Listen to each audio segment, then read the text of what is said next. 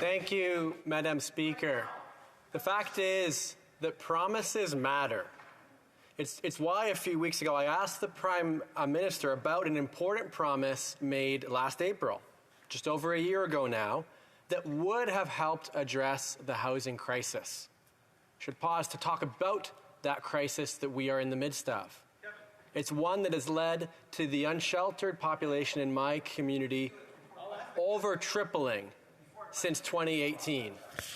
It's also why we're seeing house prices across Kitchener and Waterloo now being 8 times median family income, whereas back in 2005, it was only 3 times as much. The fact is that house prices have gone up 275%, and wages haven't only not kept pace, it's not even close. Wages have gone up 42%.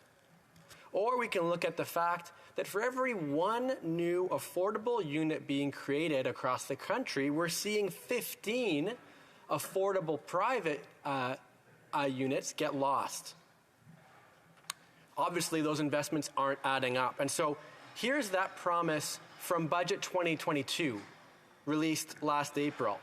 It said that the government will, quote, engage with provinces and territories over the next year to develop and implement a home buyer's bill of rights and to bring forward a national plan to end blind bidding.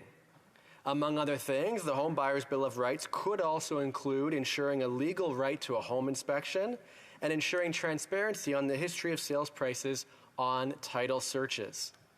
These are good and important measures.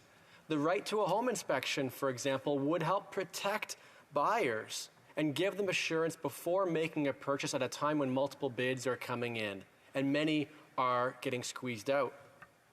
Eliminating blind bidding would help ensure that others know the other bids that are being made and help reduce the inflated prices when homes sale.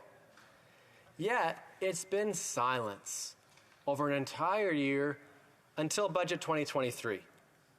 Here's what was promised in Budget 2023 this past April.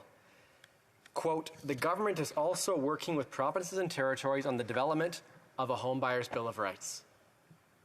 And so, a whole year has passed, and what do we have to show for it? Well, we've actually gone backwards. We've lost the commitment to blind bidding being eliminated altogether. That's just gone. But we've also lost the commitment for a date to actually do anything. This at a time when other levels of government are moving with urgency. The federal government, well, here's what the Office of the Federal Housing Advocate had to say assessing the last budget. She said, quote, the newly unveiled federal budget is a sorry disappointment. It completely misses the mark on addressing the most pressing housing crisis this country has ever seen.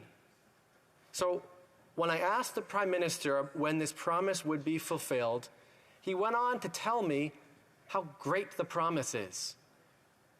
Well, it's not good enough.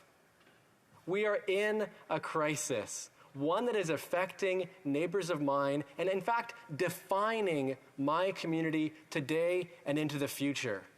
And so tonight I'd like to hear from the Parliamentary Secretary, in light of not having any commitment for a timeline for action being taken, the fact that that's now removed from this budget, will the Parliamentary Secretary answer my question and tell us when the federal government intends on actually introducing and moving forward with the Home Buyer's Bill of Rights? The Honourable Parliamentary Secretary. Thank you, Madam Speaker. I want to thank the member from Kitchener Centre for his question. Our government recognizes that escalating house prices are hurting young Canadians trying to purchase their first home. This is not only threatening their dreams of ownership, it's creating wealth inequity between older and younger generations. That's why we announced numerous initiatives over the past few budgets that will help first-time buyers. This includes the Home Buyer Bill of Rights, which will tackle unfair practices in the real estate market. This will also include measures to ensure right to inspection and transparency in sales history. At the same time, we've enacted important legislation to temporarily ban foreign investment in Canadian housing.